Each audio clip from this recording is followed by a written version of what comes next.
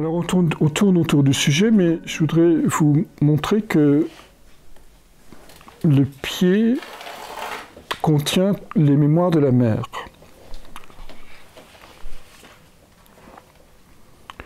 Et qu'une des grandes choses dont il faut se débarrasser pour se mettre en route, c'est les liens par rapport à toute nostalgie matricielle.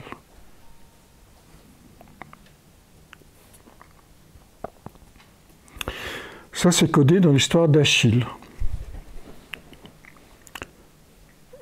Ou plus exactement, le mythe d'Achille est codé dans le pied, puisque vous avez bien sûr le fameux tendon d'Achille qui se fixe sur un os qu'on appelle le calcanéum. Vous avez en fait sur le pied, sur les os du tarse, vous savez que vous avez trois parties, hein, le tarse, le métatarse et les phalanges. Donc sur le tarse, vous avez le calcanéum, vous avez le scaphoïde, les cuboïdes, et il m'en manque un. Alors l'astragale, c'est la cheville, mais on peut la rajouter.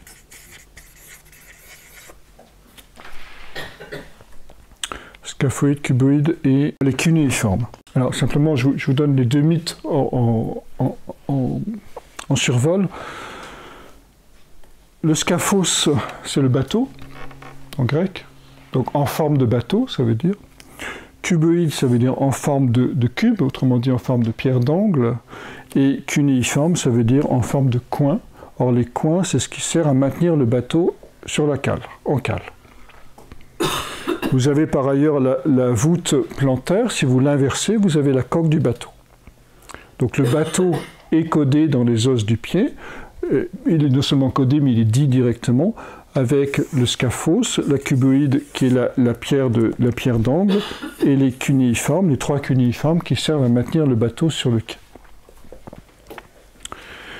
Et puis, donc ça c'est le premier mythe. Donc qu'est-ce qui sert le bateau? Qu'est-ce qui part en bateau dans le mythe? C'est Jason. Les Argonautes. Du reste, on a 26 os dans chaque pied, dans chacun de nos pieds.